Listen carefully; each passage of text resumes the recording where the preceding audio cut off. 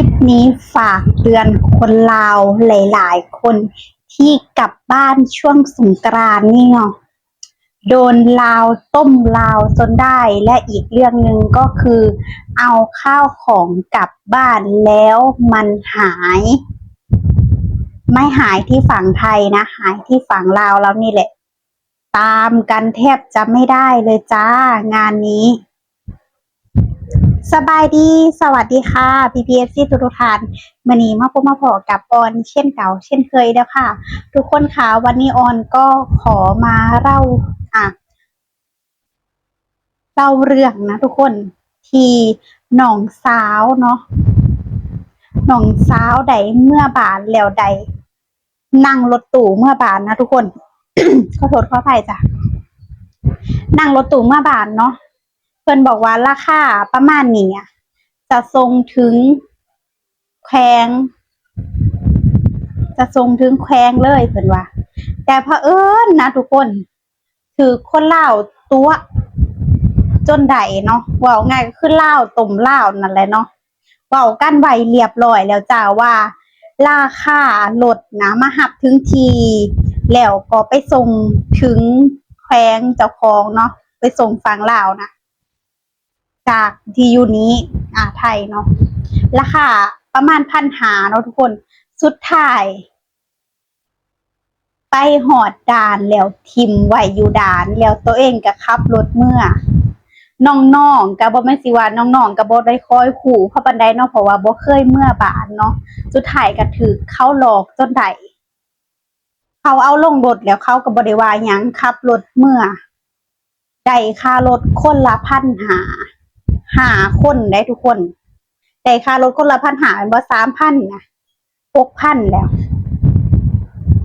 7,500ได้แบบฟรีๆเลยบ่ดึงว่าฟรีๆดอกปกติค่ารถตู้ประมาณ1,100นี่อ้อนเคยนั่งบอกเลยว่าอ้อนเคยนั่งแค่1,100แต่ว่าน้องที่ไปนั่งที่นั่งนะน้องบ่เคยเมื่อบ้านเนาะทุกคนกำลังเมื่อช่วงเทศกาลนะสุดท้ายก็ถูกหลอกจนได้เนาะปกติจะเมื่อทางหลายๆคนน่ะ จะเมื่อทางด่านตม.ปากแซงเนาะทุกคนแต่อันนี้อ่าไปช่องเม็กเพราะบัดนี้มันใกล้เนี่ยใกล้จากบ้านเจ้าของเพื่อนั่งรถจะฮอดเนาะสุดท้ายไปทิ้งไว้อยู่ช่องเม็กสุดท้ายก็บ่ได้เว้านะจ้าล้างขับรถไปเลยนี่แหละทุกคนก็อยากเตือนกันหลายๆคนเนาะเว้ากันให้ทัวเว้ากันให้แบบอันนั้นก่อนเนาะหรือว่าจ่ายครึ่งนึงก่อนได้บ่อีหยังแบบอันนี้คือน้องๆทางอ้อนน่ะจ่ายเบิดเนาะจ่ายเบิดคนละ1,500แล้วบ่เมื่อส่งแล้วทิ่มไว้อยู่ตม.ช่องเม็กสุดท้ายก็ให้น้องหารถคือเก่าเนาะเสียค่ารถตะพึดตะพือนะทุกคนค่ะเนาะบอกไว้เลยว่างานนี้จุกเป็นจุกคนที่บ่เคยมาบ้านอย่าซุเมื่อกับหมู่ที่บ่เคยมาบ้านเด็ดขาดเนาะเพราะฉะนั้นจะเจอเหตุการณ์แบบนี้ก็ได้เมื่อฮอดบ้านจนได้นะทุกคนเนาะโทรให้แม่เมารถคันใหญ่เนาะมารับอยู่ปากเซสุดท้ายฮอดบ้านก็เกือบเที่ยงคืนเบิ่งเอานะทุกคนนี่แหละก็เป็นเพราะว่าบ่เคยเมื่อนำแน่เนาะแล้วก็เซอๆซะๆยิ่งเขาเห็นเซอๆซะเขาแห่งหลอกได้อันนี้คือไว้ใจบ่ได้เลยทุกคนค่ะเนาะอ่อนก็โอ้ยอ่อนว่ะดีแต่ว่าแบบข้ามไปฟังพุ่นแล้วเนาะแล้วก็ฟังพุ่นมาสามารถมารับได้นะเมารถเข้ามาเสียเงินตะพึดตะพือนะยันได้ค้างคืนอยู่ปากเสเนาะแต่ก็อันตรายคือเก่าเป็นผู้หญิงเนาะทุกคนโอ้ยบ่อยากสิว่านะทุกคนอันตรายแฮงอยู่บ้านยิ่งเขาเห็นว่าเมื่อแบบเมื่อที่กรุงเทพกรุงไทยเขาเห็นว่าคือสิมีเงินมีหยังมีแฮงโอ้ยลำบากลำบนและก็อีกเรื่องนึงนะทุกคนอันนี้ขอฝากเลยคนที่มักเอาของเมื่อบ้านแล้วเฝ้าแล้วเว้าง่ายคือให้ห่างจากสายตาบ่ได้เด็ดขาดของที่จะเอาใส่กระเป๋าเนี่ยช่วงเทศกาลนี้เป็นช่วงที่พวกมิจฉาชีพหรือมักเอาของคนอื่นจะจ้องแนมของพวกเฮาเป็นสิ่งที่อันนั้นเลยทุกคนค่ะอ้อนอยากบอกไว้เลยว่า อ้อนก็เป็นคนหนึ่งที่ของหายเนาะมูลค่าก็ประมาณหลักหมื่นพู้นแหละเพราะว่าซื้อ หันสื่อนี้จะเมื่อบานเนาะเพราะว่าสิเมื่องานผูกแขนเจ้าของแม่สิผูกแขนให้อะนะสื่อขนมสื่อเป็นหัวสื่อกระเพาะสื่อแป้งสื่อหลายๆอย่างเนาะไว้ในหันโอนตอกโอนติ้นมีเบิดสุดท้ายก็เสียเนาะสุดท้ายก็บ่ได้หยังเลยถามว่าของลายบ่ก็ลายเนาะแต่ว่าถามว่าเฝ้าบ่ก็เฝ้าคือไปซื้อน้ำแป๊บนึงเนาะแล้วก็ไปซื้อน้ำเป็นนึงนั่งกินน้ำจักหน่อยเองเนาะนั่งกินน้ำประมาณ5นาทีนี่แหละทุกคน5นาทีหรือประมาณ10นาทีแหละแบบมันบ่ไหวมันเมื่อยเนาะว่าตัวเองก็เอาจุ่มไว้ของสุดท้ายก็เสียจนใดเนาะ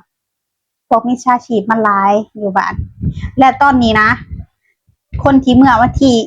10วันที่11วันที่12เนี่ยโอ้โหโพสต์ลงสนั่นหวั่นไหวเลยออนเห็นใจเขาได้ว่าของเสียทักหาเพจเนาะทักหาเพจว่าของเสียแบบสามารถอันนั้นได้บ่เพราะว่าตอนเนี้ยของกับบ่ได้เนาะเป็นกระสอบบางคนก็เป็นกระเป๋าคือมันหลายแห้งเฮ็ดให้แบบว่าเฮ็ดให้ว่าจังไดอ่ะมันโซลวุ่นวายกันนะทุกคนของแต่ละคนนะโอ้โหเอาเมื่อบางคนก็เอาเมื่อร้ายบางคนก็บ่ได้เอาเมื่อร้ายแต่ว่ารักษาแบบว่าเฮาก็รักษาอยู่ดอกแต่ว่ามันก็บ่เท่าทั่วถึงหั่นนะเข้าใจอยู่ดอกอันนี้คืออ้อนก็เป็นคนนึงอ่ะอ้อนก็รักษาเกือบ10กระสอบหลายบักใหญ่ๆมันมื้อนะสุดท้ายรักษาให้คนอื่นนำเนาะ2เจ้านี่แหละเอื้อยนำแล้วก็น้องชายนำแล้วของตัวเองนำสุดท้ายของตัวเองเสียของคนอื่นอยู่ครบพอจักหลายเลยไปบ่เป็นเลยนะทุกคนเลยแล้วก็เคสนี้ก็คือกันแหละทุกคนมิจฉาชีพมันหลายคนใดที่เอาของเมื่อนะคือฟังไทยอ่ะบ่ห่วงเลยนะทุกคนฟังไทยนี่คือบอกเลยว่าบ่ห่วงเพราะว่าเขาสิเอาของแบบของคนลาวเขาสิเขียนสื่อเขาขู่ว่าถ้าอยู่ด้านน่ะเป็นของคนลาวอยู่แล้วเขาก็สิเอาใส่เหือลงให้เบิดอ่ะเขาสิเอาลงให้รถเบิดเขาสิบ่ให้เขาจะบ่ให้ขังไว้ในหันเด็ดขาดเนาะแต่สุดท้ายก็แฟนอ่อนก็มาตามได้มื้อนั้นนะก็สุดท้ายกับบ่ได้หยังเนาะฝั่งนี้บ่มีส่วนมากเสียแต่ฝั่งลาวส่วนมากมีแต่ลาวนั่นแหละเสียเอาไปคล้องกันบ่หรือว่ามิจฉาชีพเอาของคนนั้นคนนี้ไปโอ้ยสารพัดสารเพนะทุกคนค่ะ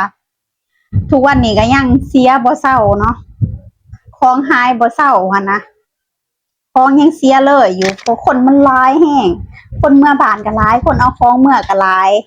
แล้วที่สำคัญก็คือมิจฉาชีพก็หลายคือกันนะทุกคนอันนี้เขาเว้าเรื่องจริงเลยมิจฉาชีพก็หลายพร้อมที่จะจ้องเอาของเฮาอยู่จังซั่นล่ะหรือว่าเขายิบไปผิดบ่หรือว่าจังใดก็บ่แน่ใจอันนี้หายเท่าทุกคู่มือนี้เลยของอ่อนบ่ได้คืนเลยแจ้งทางตำรวจเนี่ยขอเบิ่งทุกคันรถแบบขออนุญาตทุกคันรถขอแบบกล้าบ่เห็นยอมใจเลยอ่อนคือตอนนั้นแบบใจหายใจความจนบ่มีแบบสติสตังค์เล่นสงกรานต์จะบ่มีแบบมีอันนั้นไปใส่หั่นนะของมันเสียเฮาตั้งใจสิเอามาฝากญาติพี่น้องเฮาหั่นนะตั้งใจสิเอามาใส่เองนำเนาะสุดท้ายก็บ่ได้อีหยังที่ก็อยากเตือนกันเนาะบ่ว่าจะคนลาวที่พากันกลับบ้านตอนนี้หรือว่าพากันถือของเมื่อหลายเนาะก็ให้ระมัดระวังเพราะมิจฉาชีพมันหลายถ้าบ่อยากถือก็สามารถฝากขนส่งก็ได้เนาะถึงจะเสียแพงแต่เฮาก็บ่ได้รักษาแต่ว่าเฮาก็ได้ไปฮอดเทือนเฮาของเฮานะมันก็รอดปลอดภัยฮอดเทือนเฮาก็บ่ได้สิแบบสิฝากไปเบิ่งของสิแบบระมัดระวังอีหยังแบบมากมายเลยนะคันเอาของเมื่อนะต้องยอมรับเลยถ้าเป็นไปได้เอาเมื่อแค่กับสะพายเจียข้างหลังก็จบเนาะกับกระเป๋าเงินแค่นั้นแหละถ้าเป็นไปได้นะอยากให้ฝากเมื่อก่อนเพราะว่าถ้าเป็นแบบนี้ต่อไปเพราะว่าหลายปีหลายฝ่าหลายปีแห่งที่ผู้ใดเอาของเมื่อก็เสียผู้ใดเอาของเมื่อก็เสียแบบ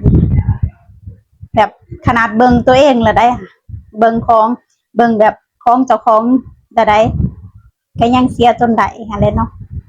โอเคเนาะจ้าเนาะคลิปนี้กะบ่ได้มีหยังหลายแค่มาบอกข่าวซื่อๆเนาะว่าแบบมาเล่าให้ฟังเนาะว่าพอเหตุการณ์ในใดอยู่บ้านเนาะ